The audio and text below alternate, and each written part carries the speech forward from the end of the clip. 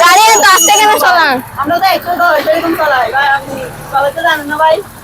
আমার গাড়ি চালানো শুরু নাকি? হ্যাঁ, আমরা তো 110 120 চালাই। আচ্ছা আচ্ছা।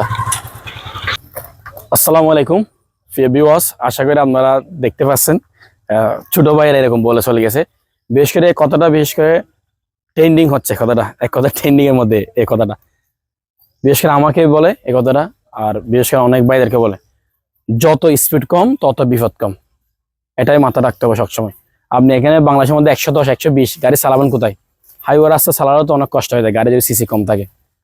আপনার ফ্যামিলিও নিরাপত্তা থাকবে, আপনিও থাকবেন, আপনার ফ্যামিলিরা সবাই খুশি হবে।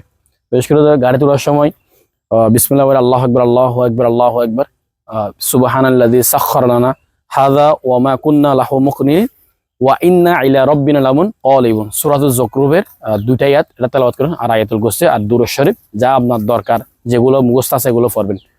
তো এগুলো থেকে আমাদের সবাইকে হেফাজত করুক। বিশেষ করে আমাদের যুবক ভাই যারা বাইক এবং গাড়ি ঘোড়া চালান, আল্লাহ তাআলা সকলকে হেফাজত করুন। বিশেষ করে আমাকে হেফাজত করুন।